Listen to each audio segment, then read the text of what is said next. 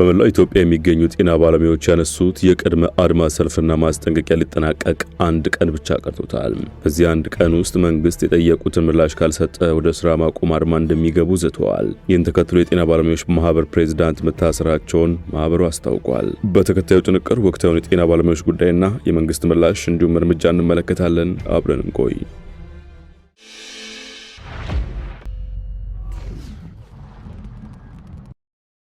የኢትዮጵያ ጤና ባለሙያዎች ያነሷቸው የሚገኙት ጥያቄዎች የዛሬ አለመሆናቸውንም ይልቁንም 6 ክረምቶችን ተሻገሩ እንደሆነ ደጋግመው አስረድተዋል። ከዚያም በኋላ ባሉት ዓመታት ጥያቄያቸውን በአግባቡ ተዋረዱን በጠበቀ አኳን ሲያቀርቡ መቆየታቸውን ማህበሩ በተለያዩ ጊዜያት ያወጣቸው መግለጫዎች ጠቅላይ ሚኒስትሩን ጨምሮ ለተለያዩ መንግስታዊ አካላት ያሰራጯቸው ደብዳቤዎች እማኝ ይሆናሉ።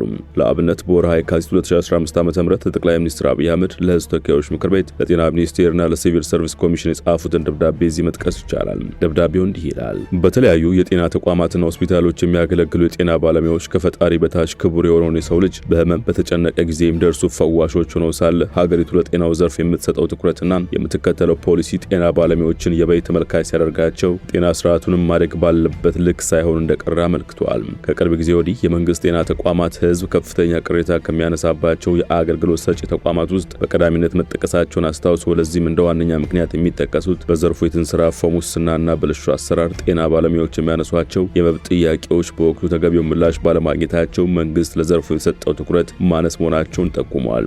የመንግስት ጤና ተቋማት በህብረተሰቡ ዘንድ ያላቸው ተመራጭነትና ተፈላጊነትን በእጅጉ እየቀነሰ ህብረተሰቡ በመንግስት ጤና ተቋማት ላይ ያለው እምነት እየተሸረሸረ ይገኛል ያለው ማህበሩ ችግሩ በዘላቂነት መፍትሄ ካላገኘም ሀገርን ችግር ውስጥ ይጥላል ሲል አስጠንቅቀዋል። በእርግጥ ግን የጤና ባለሙያዎቹ እያነሷቸው ያሉት ጥያቄዎች ይዘት እንዴት ያለ ነው የሚለውን ማህበሩን እማኝ አድርገን በዝርዝር እንመልከታቸው።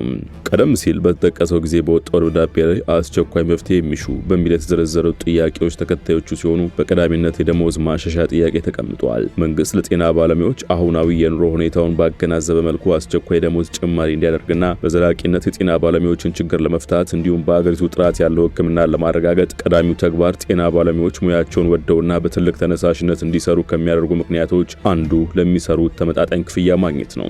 ስለሆነም መንግስት ሌሎች ሀገራትን ተሞክሮ በመውሰድ የጤና ባለሙያዎችን ችግር በዘላቂነት ለመፍታት ደሞዝ በዓለም ጤና ድርጅት መስፈርት መሰረት በማድረግ ችግሩን መፍታት ስለሚቻል በዚህ መልኩ የጤና ባለሙያዎች ደሞዝ እንዲሻሻል ጠይቀዋል። በዚህም ከምስራቅ አፍሪካ ሀገራት ተሞክሮ በመነሳት በአማካይ $1000 በወር ክፍያ እንዲያስጀምር የዓለም ጤና ድርጅት በሚያስቀምጠው ምክረ ሀሳብ መሰረት የስራ ሰዓት 45 ሰዓት በሳምንት እንዲገደብ ከዛ በላይ ለሆነው ተመጣጣኝ ክፍያ ተፈጻሚ እንዲደረግ ጠይቀዋል።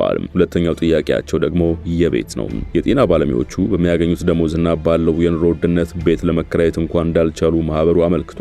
አሁን ያለውን የቤት ክራይና የኑሮ ውድነት ግምት ውስጥ በማስገባት መንግስት ለጤና ባለሙያዎች አፋጣኝ የቤት አበል ጭማሪ እንዲያደርግ እንዲሁም የጤና ባለሙያዎችን የዘመናት የቤት ጥያቄ በዘላቂነት መፍትሄ እንዲሰጠው ማህበሩ ጠይቋል። በመቀጠል አንገብጋቢ ተብሎ የተጠቀሰው የነጻ ሕክምና ጥያቄ ነው።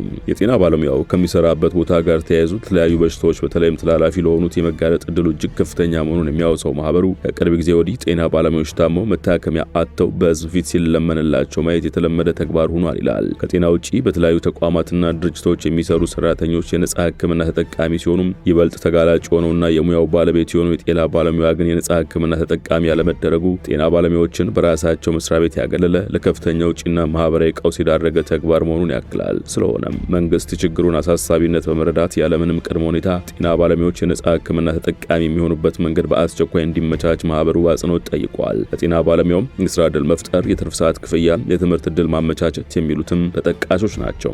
ይህን ተከትሎ የተለያዩ ህብረተሰብ ክፍሎች፣ የፖለቲካ ልሂቃን ፓርቲዎች አቋማቸውን እየገለጹ መግለጫዎችን እያወጡ ናቸው። ለአብነት የኢትዮጵያ ህዝባዊ አብዮታዊ ፓርቲ ኢህአፓ ያወጣው መግለጫ እንጥቀሰው። ኢህአፓ እንዲህ ይላል። በአሁኑ ሰዓት በሰላማዊ መንገድ ከፍተኛ ግን እጅግ ተገቢ የሆነ እንቅስቃሴ ያደረጉ ያሉትን የህክምና ባለሙያዎችን ጥያቄ መንግስት ፈጥኖ በአግባቡ ሊመልስ ይገባል የሚለው ኢህአፓ የመምህራኑም ሆነ የቀሩ ሰራተኞች ጥያቄ የተዳፈነ እሳት ነውና ሊንቦገቦግና እንደ ሰደድ እሳት ሊዛመትም ይችላል ሲል አስጠንቅቋል። መንግስት ቢያንስ ማህበራዊ ሰላምን ለማምጣት ባይችል እንኳን እነዚህን ሰላማዊና ተገቢ ጥያቄዎችን ለማፈን ግን በፍጹም እንዳይሞክር የመከረው ፓርቲው ለዚህ ምክንያቱ ዘንድሮ አምና አይደለምና ነው የሚል ሆኗል። መግለጫው ሲቀጥል የጤና ባለሙያዎች ለረጅም ጊዜ በትምህርት ቆይተውና ጠቃሚ እውቀትን ገብይተው ቀሪ ዘመናቸውን የሚያሳልፉት ደግሞ የታመሙ፣ የተጨነቁ፣ የሚሰቃዩ ተስፋቸውን በሐኪሞችና በፈጣሪያቸው ላይ በጣሉ ህሙማን ታካሚዎችና አስታማሚዎች ተከበው ሁሌም አይናቸውን እየተመለከቷቸው ዜጎችን ከሞትና ከስቃይ ለማዳን በመትጋት ነው ይላል። ዛሬ እነዚህ ባለሙያዎች ችግራችንን ፍቱልን ሲሉ በቅንነትና በፍጥነት ሊደመጡ ይገባል። ሁሉም ዜጋ ያለምንም ወላወል ለዶክተሮቻችን ድጋፉን ያልተሸራረፈ ወገንተኝነቱን ሊያሳያቸው እንደሚገባ የጠቀሰው ድርጅቱ ከድህነት የተነሳ ታካሚዎች የመድኃኒት መግዣ ገንዘብ አጠረን ሲሏቸው አብረው ይጨነቃሉ። እንዳለመታደል ሆኖ እነርሱም በችግር ላይ ስለሆኑ ካላቸው ስለማካፈል ማሰብ አይችሉም። የጤና ችግራቸው ደም በመለገስ የሚፈታ ከሆነ ባልበላና ባልጠጣ ጎናቸው ተንጋለው ተኝተው ደማቸውን ሲለግሱ በከፍተኛ ኃላፊነትና የወገንተኝነት መንፈስ ነው ሲል አትቷል። የሕክምና ባለሙያዎች ስራችን የሚመጥን ደሞዝ አልተከፈለንም፣ ደሞዛችን በጣም ዝቅተኛ ነው፣ የተለያዩ ጥቅማ ጥቅሞች በዓለም ጤና ድርጅት እሳቤ ሊከፈለን በተገባ ነበር ነው ያሉት የሚለው ኢህአፓ ለዜጎች ጤናና ሕይወት ወሳኝ የሆነውን ሙያዊ ስራቸውን እየሰሩ በሰላማዊ መንገድ ነው ድምጻቸውን በጋራ እያሰሙ ያሉት ብለዋል። ሁሉ በጄ ሁሉም በደጄ የሚሉት ባለስልጣናትና ካድሬዎቻቸው አንገብጋቢ የሆነን የሐኪሞች ጥያቄ ለማድበስበስና እነርሱን ለማዘናጋትና የሚያደርጉት ሙከራ በፍጹም አይጠቅምም እንላለን ሲል ምክረ ሐሳቡን አስቀምጧል። መብትንና ጥቅምን ለማስጠበቅ የሚደረግ የሙያተኞችና የሰራተኛው መደብ ትግል በአፈናና በመሸወድ አይፈታም። በቅንነት ለቀረበ ተገቢ ጥያቄ ተገቢው አዎንታዊ ምላሽ ያስፈልገዋል እያለ የሚቀጥለው መግለጫው ዛሬ ሐኪሞች ጥያቄ ጎልቶ ቢወጣም የሌሎች ሙያተኞችና የሰራተኞች ህዝብ ጥያቄዎች ታፍነው እየተብላሉ መቆየታቸውን መዘንጋት አይገባም ባይ ነው። ትግላቸው መንገድ ለማሳት ህዝብን ለማገልገል ቃለ መሐላ ገብታችሁን የምትሰሩት ማለትም ሆነ የቤት መስሪያ ቦታ ይሰጣችኋል፣ ከባንኮች ጋርም በመነጋገር ብድር እንድታገኙ እያመቻቸን ነው ብሎ ለማዘናጋት መሞከር መፍትሄ አያመጣም። እውነታው ግን ቃለ መሐላ የተገባው በፍትሃዊነት፣ በቅንነት፣ በታዛዥነት ለማገልገል ነው እንጂ ሊያኖር በማይችል ደሞዝና የኑሮ ሁኔታ የተቸገሩ ለማገልገል አይደለም ሲል አጽንኦት ሰጥቷል። በመጨረሻም በኑሮ የተማረረ በርካታ ጉዳዮች የተሰቃየና እየበገነ ያለን ባለሙያ የያዘ የጤና ስርዓትም ሆነ የትምህርት ተቋም ይህንን ሁኔታ በቅርበት እያዩ የሚማሩ ተማሪዎችን የያዙ የከፍተኛ ትምህርት ተቋማት ለሀገርም ለወገንም ከሚያበረክቱት አስተዋጽኦ አስተማማኝ ሊሆን አይችልም። አስተምረውም ለስደት ለሀገር የሚያተርፈው ውድቀትን ብቻ ነው ብሏል። መንግስት በይፋ ለጤና ባለሙያዎች ቀጥተኛ ምላሽ ባይሰጥም የመንግስት ኮሚኒኬሽን አገልግሎት ሚኒስትሩ ለገሰ ቱሉ ግን ነገሩን ፖለቲካዊ ገጽታ አላብሰውታል። እንቁ የህዝብ ልጆች ክብርና ሙያ በባንዳዎች ሴራ አይረክስም፣ በከሰሩ ፖለቲከኛም አይተመንም ሲሉ ሰየመው በግል ፌስቡክ ገጻቸው ባሰፈሩ ጽሑፍ ባንዳዎች ሲሉ ደጋግሞ የጠሯቸውና የወገዟቸው አካላትን በስነ ምግባርና በሰብዕና ክብር ጉዳይ አርያ የሆኑ በዓለም አቀፍ ደረጃ ጭምር የማንም ሴራ መጠቀሚያ እንዲሆኑ በማይፈቅድላቸው ገለልተኛና ህዝባዊ ተቋሞቻችን ውስጥ ጭምር በመግባት የተላላኪነት ሚናቸውን ለመውጣት ላይታች ማለት ጀመሩ ብለዋል። ለዚህም ነው እነዚህ ባንዳዎች ፈጽሞ የማይነኩና የማይደፈሩ ተቋሞቻችን ውስጥ ጭምር ለመግባት ሲዳዱና ኢትዮጵያዊነታችን ለማዳከም ሲንደፋደፉ የሚስተዋለው። ሰሞኑን በሕክምና ባለሙያዎች ጉዳይ የተጨነቁና የተጠበቡ መስለው የአዞንባቸውን እያነቡ በማርዝ የተለወሰ ማር ታክፈው ከወዲያ ወዲህ የሚንከላወሱት የከሰሩ ፖለቲከኞች የሚያቀነቅኑት አጀንዳም የዚሁ አካልና ተቀጥላ ነው ሲሉ በይነዋል። የለገሰ ጽሑፍ ሲቀጥል በሀገራችን ከመንግስት ሰራተኞች ውጪ ከ5 ሚሊዮን በላይ ሰዎች የሚኖሩት በመንግስት ዕለት ጉርስ እየተሰፈረላቸው መሆኑን ያመለክትና የነገ አገር ተረካቢና የድህነት ታሪካችን ለዋጭ የሆኑ 6.3 ሚሊዮን ተማሪዎችም ሀገራችን ኢትዮጵያ ድምጿን አጥፍታ በቀን 2 ጊዜ በነጻ ትመግባለች ብለዋል። እንዲህ ባለች ሀገር ስንኖር ሁሉን መዝነን መሆን አለበት የሚሉት ሚኒስትሩ ንጽጽራችን ካለንበት አውድና ሳይኖረው ካስተማረን ህዝብና ሀገር መሆንም ይኖርበታል። በየጊዜው የሚፈጠር ሴራ ግቡ ምንድን ነው ብለን መለካትም ይኖርብናል። ዛሬ ባይኖረን ነገ የተሻለ አድርገን በምንፈጥራት ሀገር ለራሳችን ልጆቻችን የምናስተላልፈው ምንዳ ምን ሊሆን ይችላል ብለንም መጠየቅ ይኖርብናል ይላሉ። ዜጎች የሚያነሱት የተሻለ ክፍያ የማግኘት ፍላጎትና ጥያቄ ተገቢና ትክክል ነው። ይህን ለይቶ ማየትና ጥያቄውን ማክበር ይገባል። እዚህ ላይ ምንም ብዥታ የለም። በዚህ ጥያቄ የተከለለው በማያልቅ አጀንዳ ይዘውን ሊዘልቁና ከዘላቂ ተጠቃሚነታችን ወደ ኋላ ሊጎቱትን እየዳከሩ ያሉ ኃይሎች ግን ጠንቅቀን ማወቅ አለብን። አሁንም ልብ ሊባል የሚገባው ጉዳይ የተሻለ ክፍያ ለማግኘት መጠየቅ ጥያቄ የተነሳበት ስህተት ነው እየተባለ አይደለም። የተሻለ ክፍያን ማን ይጠላል? በዚህ ልክ መርዳት ያለብን ግን ሀገር መክፈል የምትችለው ባላት የመክፈል አቅምና ልክ ነው። ባለን አቅምና እንዲሆን በምንፈልገው መካከል ሚዛን መኖር አለበት ሲሉ አትተዋል።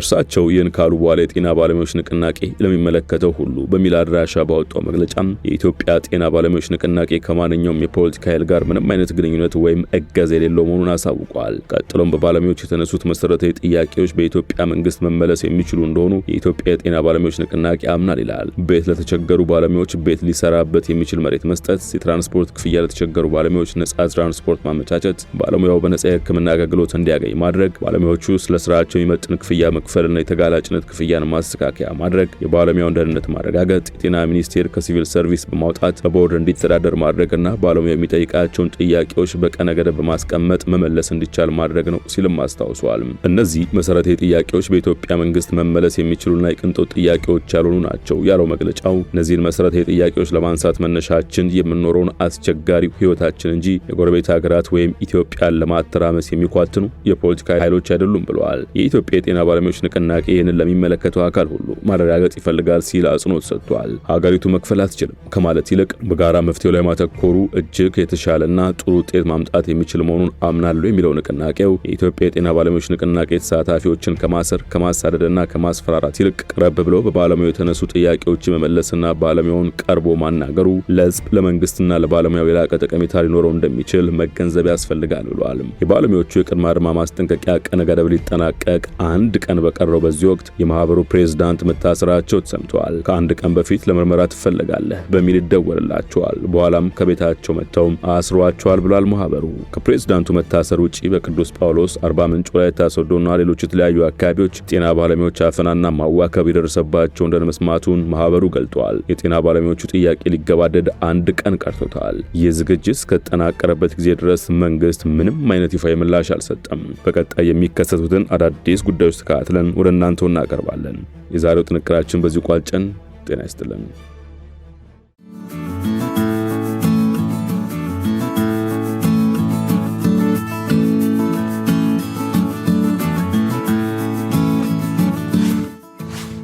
ሸገር ታይምስ ሚዲያን ሰብስክራይብ በማድረግና ደወሉን በመጫን ይከተሉን።